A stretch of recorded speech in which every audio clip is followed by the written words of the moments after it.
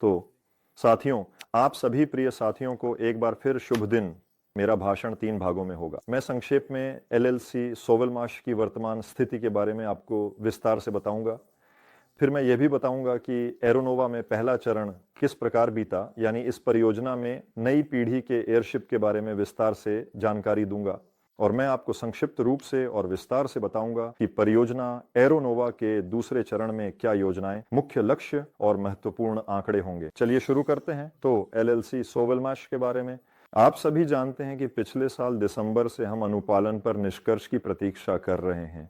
दुर्भाग्यवश अब गर्मी आ चुकी है। दुर्भाग्य से हजारों बार सभी सुधार किए जा चुके हैं, लेकिन हमें अभी तक वह सरकारी संस्था से नहीं मिला है। इसी वजह से हम व्यावसायिक गतिविधि शुरू नहीं कर सकते, लेकिन हम इसके लिए तैयार हैं। मैं आपको याद दिला दूं कि इमारत बन चुकी है, उपकरणों से सुसज्जित है, ग्राहक तैयार हैं, विशेषज्ञ तैयार हैं। कंपनी केवल व्यावसायिक गतिविधि नहीं चला सकती, इसीलिए आगे सब कुछ योजना के अनुसार ही है, लाभ प्राप्त करने के लिए। मैंने कितनी बार यह बताया है, फिर भी एक बार और बताऊंगा कि हम निकट भविष्य में क्या करने जा रहे हैं।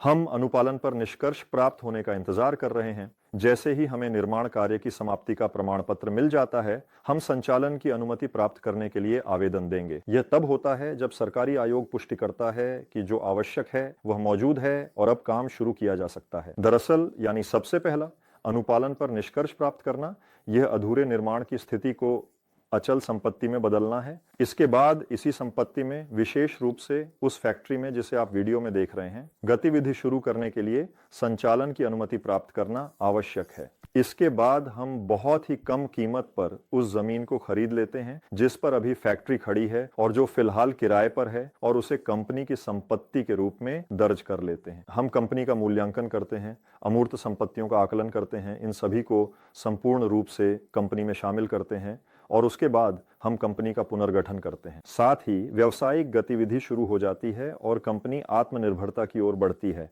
यानी अनुपालन पर निष्कर्ष प्राप्त होने के 1 साल के भीतर, जैसा कि हमने पहले भी कहा था, हम फंडिंग बंद करने की योजना बना रहे हैं ताकि कंपनी खुद पैसे कमा सके, अपनी जरूरतें खुद पूरी कर सके और निवेशकों के लिए मुनाफा कमाना शुरू कर दे। इसके बाद हम पुनर्गठन करते हैं, फिर शेयर जारी करते हैं और ये शेयर हिस्सेदारी के अनुपात में सामान्य रूप से निवेशकों को उनके हिस्सेदारी के अनुपात में सौंप दिए जाएंगे। यह लगभग इन्हीं समय सीमाओं में होगा। एलएलसी सोवेलमाश के बारे में मेरी बात यहीं समाप्त होती है। अब हम सीधा एयरशिप्स की ओर बढ़ते हैं, सबसे दिलचस्प हिस्से की ओर, यानी जो अभी हो रहा है। मैं आपको याद दिला दूं कि हमारा पूरा प्रोजेक्ट जिसकी मैंने घोषणा की थी, उसकी तैयारी पिछले साल अगस्त में शुरू हुई थी और हम 4 मार्च को पहले चरण में आ गए थे, यानी ये कुछ महीने पहले की बात है। शायद आपको लगता हो कि इंटरनेट पर ये सब काफी समय से चर्चा में है। तो 4 मार्च को हम नई पीढ़ी के एयरशिप के पहले चरण में आ गए थे। उस समय हमने पाशा और फेडिया के साथ मिलकर वेबिनार किया था, जिसमें बताया था कि कंपनी क्या है और पहले चरण के लिए हमारे क्या लक्ष्य हैं। मैं आपको यह याद दिला दूं कि पहले चरण का मुख्य लक्ष्य पैसों में भी था और इसमें यह भी शामिल था कि हमें आगे क्या करना है।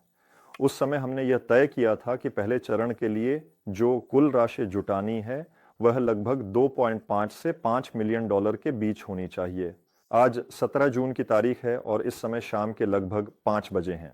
कंपनी में अब तक कुल निवेश राशि 5,60,000 अमेरिकी डॉलर हो चुकी है, जो कि कंपनी के लिए एक उल्लेखनीय उपलब्धि है। इनमें से लगभग 3 मिलियन डॉलर हमारे पास शून्य चरण में ही आए थे, यानी कि शून्य चरण के लिए योजना लगभग 2.5 मिलियन डॉलर की थी, लेकिन हमने कुल 3 मिलियन डॉलर जुटा लिए और इस समय वास्तव में यह पूरी तरह से संतुलित हो गया है, जैसा कि आप देख सकते हैं। लेकिन मैं इस बात पर ध्यान दिलाना चाहता हूं कि आज तो सिर्फ महीने का मध्य है और इस महीने में ही पहले ही आधा मिलियन डॉलर आ चुका है। यानी मैं पूरी तरह से आश्वस्त हूं कि इस महीने से कंपनी हर महीने 1 मिलियन डॉलर से अधिक की राशि जुटाने के स्तर पर पहुंच जाएगी। ये वास्तव में प्राप्त हुई धनराशि है। साथ ही हमारे पास किस्तों में भुगतान और वे दायित्व भी हैं जिन्हें निवेशकों ने अपने ऊपर लिया है। आप अभी यह ग्राफ देख रहे हैं। हालांकि सच कहें तो असल में वास्तव में मुझे व्यक्तिगत रूप से ऐसा लगता है कि नीचे वाला ग्राफ सही नहीं है। सारांश रूप में कहें तो अब तक इस समय तक हमारे पास लोग 13 मिलियन डॉलर की किस्तों के लिए साइन कर चुके हैं। आज की तारीख में हमारे नई पीढ़ी के एयरशिप प्रोजेक्ट में यह भी उल्लेखनीय है कि कुल 1738 निवेशक हैं जिनमें से 5,150 सक्रिय निवेशक हैं जो किस्तों में भुगतान कर रहे हैं। इसके साथ ही खरीदे गए निवेश पैकेजों की संख्या 7 है, यानी हमारे यहाँ लोग एक बार नहीं बल्कि कई बार निवेश पैकेज खरीदते हैं क्योंकि वे देखते हैं कि कंपनी कैसे काम कर रही है।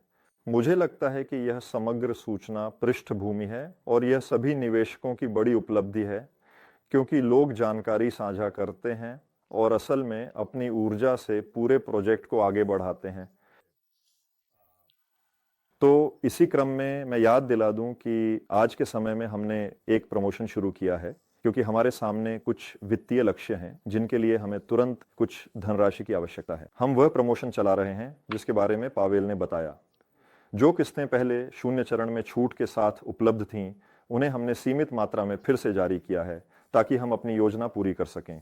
यानी अगर शून्य चरण के $3.5 मिलियन में वर्तमान राशि जोड़ दी जाए तो हमें लगभग 5.56 मिलियन तक पहुंचना चाहिए, लेकिन मुझे पूरी उम्मीद और विश्वास है कि हम निश्चित रूप से इस लक्ष्य को पार कर लेंगे।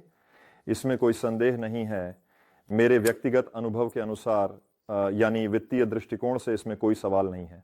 अब बात करते हैं कि पहले चरण में विशेष रूप से तकनीकी दृष्टि से और अन्य पहलुओं में क्या क्या किया गया। खैर, आपने शायद हमारी पूरी तकनीकी टीम और सभी इंजीनियरों की सबसे बड़ी, वास्तव में अद्वितीय उपलब्धि देखी होगी। रूस में पहला पूर्ण रूप से स्वचालित बिना पायलट के एयरशिप का प्रक्षेपण, यानी नोवा 01 एयरशिप, जिसे हमने मॉस्को के पास लॉन्च किया था, जिसे आपने शायद कई बार देखा होगा, वह हमारी पहली उपलब्धि है। यह एक परीक्षण प्लेटफॉर्म है जिस पर हम मुख्य नियंत्रण तकनीकों, शेल्ड की वेल्डिंग, ऑनबोर्ड कंप्यूटर, इंजन, इन सब की कार्यप्रणाली और आपसी तालमेल का परीक्षण कर रहे हैं। मैं सभी को बहुत बहुत बधाई देता हूं। जैसा कि मैंने पहले भी घोषणा में कहा था, आप जल्द ही खुद आकर इसे देख सकेंगे।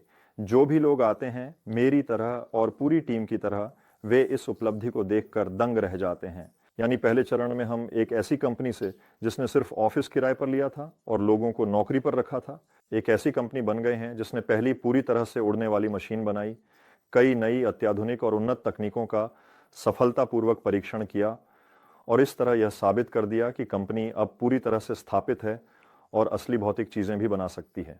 इसके अलावा हमारे पास एक स्ट्रेटोस्फेरिक उपकरण का प्रक्षेपण भी हुआ।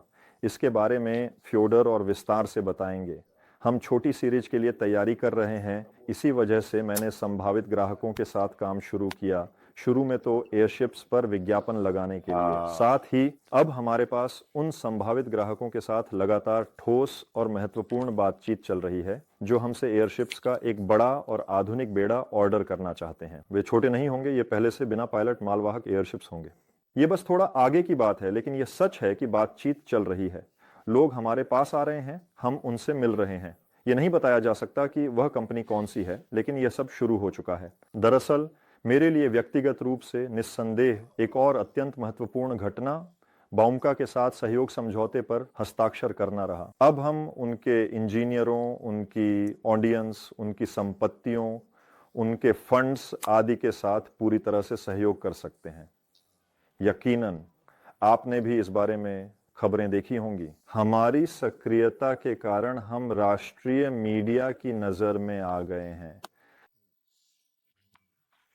शायद आपने यह भी देखा होगा, हमारे पास एनटीवी के रिपोर्टर आए थे जो एक प्रमुख समाचार चैनल है। ये पहली कंपनी थी जो यहाँ आई थी। उन्होंने हमारे यहाँ आकर सब कुछ शूट किया और उसे प्रस्तुत किया। हाँ, ऐसे मामले होते हैं जब कंपनियां संपर्क करती हैं और कुछ व्यावसायिक रिपोर्टें बनाती हैं वगैरह। हमारे मामले में वे बस एक अच्छी और दिलचस्प कहानी की तलाश में थे। वे हमसे संपर्क में आए और हमारी टीम ने उन्हें सब कुछ विस्तार से प्रस्तुत किया, दिखाया, समझाया और अन्य महत्वपूर्ण विवरण भी बताए वगैरह। यानी संक्षेप में ये वे मुख्य और आधारभूत स्तंभ हैं जिन पर हमारा पहला चरण पूरी तरह से आधारित था। अब दूसरे चरण के बारे में बात करें। हम सब अब पहले से अधिक परिपक्व और अनुभवी हो गए हैं और दूसरे चरण के लिए हमारे लक्ष्य भी पहले की तुलना में और अधिक बड़े हैं। यह दूसरा चरण भी लगभग 3 से 4 महीने तक चलने वाला है, जो हमारे लिए एक महत्वपूर्ण समय होगा। मुख्य वित्तीय लक्ष्य जिसके लिए मैं पूरी तरह से, विशेष रूप से और अत्यंत जिम्मेदार हूं, वह है $5 मिलियन और महत्वपूर्ण निवेश का आयोजन करना। वास्तव में अब हमारे पास इस महत्वपूर्ण चरण में और भी अधिक बड़े खर्चे शुरू हो रहे हैं। दूसरा, इस चरण में हम एक सुरक्षित, विश्वसनीय और आधुनिक रूसी क्राउड इन्वेस्टिंग प्लेटफॉर्म तैयार करेंगे और बनाएंगे, जिसकी पंजीकरण सीबी केंद्रीय बैंक में होगी। यानी अभी हम रूस में विदेशी कंपनी सोलर ग्रुप के माध्यम से दरअसल काम कर रहे हैं। हम रूस में एक और कंपनी बना रहे हैं जिसे केंद्रीय बैंक से लाइसेंस प्राप्त होगा। यानी हमने उसे पहले ही खरीद लिया है, उसे बना भी लिया है। अब हम उसे सिर्फ रूसी निवेशकों के लिए शुरू करने जा रहे हैं। आगे मैंने इस पुनर्गठन के बारे में कई बार कहा है, ये सब बस थोड़ा लंबा खींच रहा है। हम विभिन्न उद्देश्यों के लिए अंदर ही कई कंपनियां अलग करेंगे।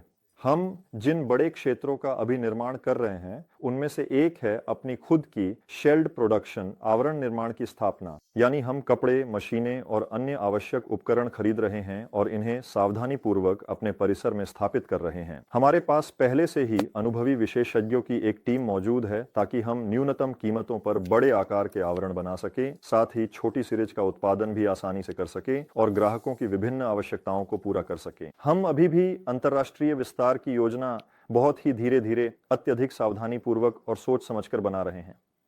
हमारे पास दुबई में प्रस्तुति देने का एक अत्यंत महत्वपूर्ण और आकर्षक प्रस्ताव और पहल है। वहां नवंबर में एक बड़ी प्रदर्शनी होगी। यहाँ एलिंग के बारे में भी शायद और बताना चाहिए और इसी के साथ ये भी महत्वपूर्ण है कि हम अभी बड़े हैंगर ढूंढ रहे हैं। मैं फेदिया के साथ टोलियाती गया था, आप ये फुटेज भी दिखा सकते हैं जहां हम विकल्प देख रहे हैं उन्हें बनाना, लेकिन शायद मौजूदा हालात में ये बहुत लंबा समय लेगा। इसी तरह हमारे पास कुछ साथी भी सामने आ रहे हैं, जैसे कि ओलेग, जिन्होंने बस अपना स्थान प्रस्तावित किया है जिसमें हम डिरिजेबल्स का उत्पादन और परीक्षण कर सकते हैं। अभी हम ऐसे ही और प्रस्तावों की तलाश में हैं। तो मुख्य और महत्वपूर्ण बातों में से यही सब था। हम विभिन्न प्रमोशनल सामग्री तैयार कर रहे हैं जिन्हें आप हमारी वेबसाइट्स पर देख सकते हैं। शायद आज हमारी टीम आपको कुछ दिखाए भी। यानी काम सभी दिशाओं में चल रहा है, वित्तीय, तकनीकी, कानूनी मामलों और अन्य सभी पहलुओं पर।